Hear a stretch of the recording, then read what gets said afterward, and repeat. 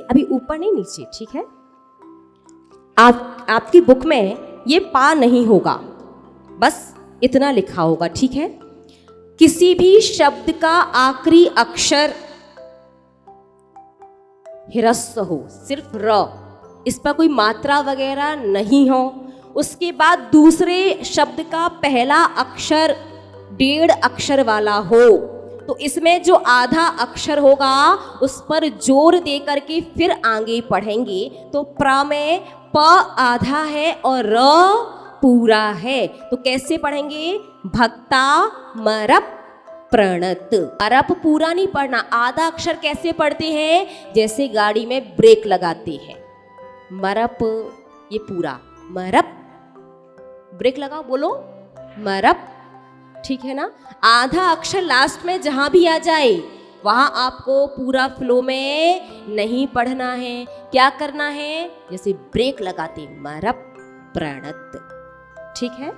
भक्ता मरप प्रणत मौली। देखिए ये सिर्फ ओ, माँ और ओ तो मो, तो ये हुआ मोली। माँ के साथ ओ, अंकी बिंदी और ली, तो ये मौली। और ये ओ औ, तो मौली। और ला पर छोटी ई की मात्रा है, ध्यान से देखो, अभी समझो। तीनों में डिफरेंस समझ में आया? मौली, मौली, मौली, मोली और मौली जो है। भक्ता मरप प्रणत मौली मणिप प्रभाणा। अब मणिप णा पर छोटे ई की मात्रा है, फिर पा पर जोर क्यों दे रहे हैं? क्योंकि ह्रस्व स्वर है। यदि दीर्घ बड़ी ई की, बड़े ऊ की, बड़े ओ की, आ ई ऊ ओ इनकी मात्रा होती तो जोर नहीं देते। णा पर किसकी है? छोटी ई, तो पीछे के संयुक्त अक्षर पर जोर देंगे, मणिप प्रभाणा। हाँ, अब इस अक्षर को कैसे पढ़ेंगे? इसमें संयुक्त अक्षर आ रहा कि नहीं आ रहा? माँ के बाद मुद्योतकम, इसमें क्या आधा है, क्या पूरा है? द आधा है या पूरा है? तो ऐसे पढ़ोगे जैसे दा 2 बार पढ़ रहे हो, मुद्योतकम। अब देखो यहां, अब पढ़ो, ये क्या लिखा है? मुद पूरा मत बोलो, आधा है, ब्रेक लगाओ।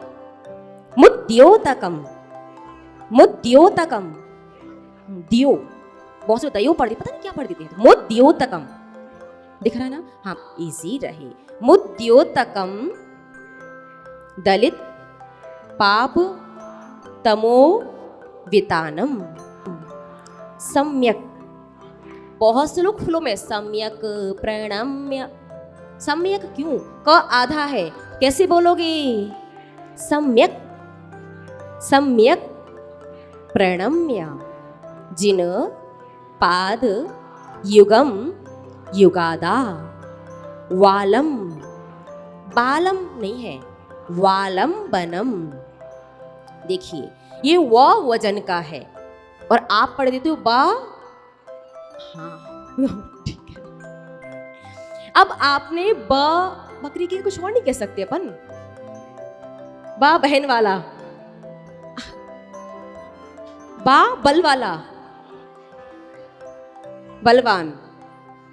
अरे हाँ, बा बकरी समझ लो, थोड़ा इजी रहेगा। देखो व वजन का बोलोगे तो इस शब्द का अर्थ निकलेगा वालंबनम यानी अवलंबन, अवलंबन यानी सहारा।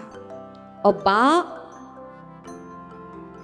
बहन बकरी जो मतलब बालक वाला, बालक वाला बा बोला तो उससे इसका अर्थ अवलंबन और सहारा नहीं निकलेगा। भगवान भवसागर से तर जाते हैं, कैसे तर जाते हैं पता नहीं, कैसे तर जाते हैं पता नहीं, जबकि अर्थ क्या निकलना चाहिए? आपके चरणों का अवलंबन लेकर के भव्य जीव भवसागर से तर जाते हैं। और आपने कहा भगवान भव्य जीव तर जाते हैं, कैसे तर जाते? अब आपका अर्थ ही नहीं निकल रहा, पता नहीं, तो कर्ण भी कहते बेटा तू आराम से भव समुद्र में ही गोते लगा। तो बालम नहीं वालम बनम।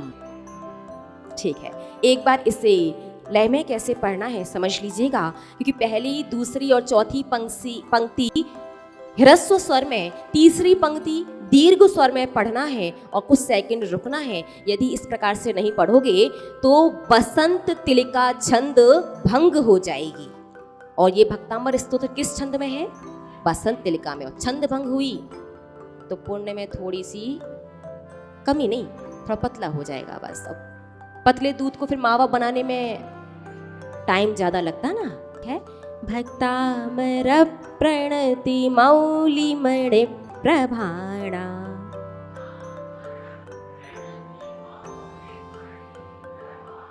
भक्तामर प्रणति मौली मणे प्रभाणा,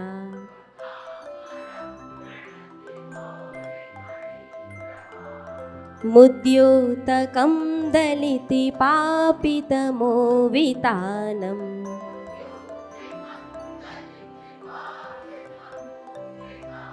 देखिए, पहली पंक्ति जिस स्वर में एक से स्वर में चले थे वैसी अपन ने दूसरी पढ़ी और ऐसी ही चौथी पढ़ेंगे, लेकिन तीसरी कैसी, थोड़ी दीर्घ। ध्यान से समझने का, सुनने का प्रयास कीजिए।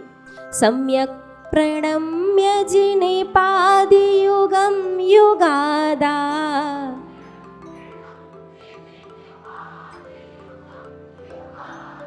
सम्यक तो ह्रस्व शुरू करो और आगे बढ़ते बढ़ते स्वर को दीर्घ, वॉल्यूम दीर्घ नहीं करना, स्वर को। सम्यक प्रणम्य जिने पादि युगम युगादा,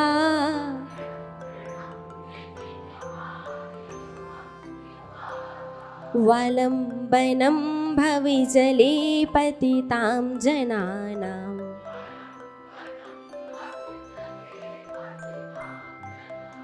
वालंबनम भविजले पतितां जनानां,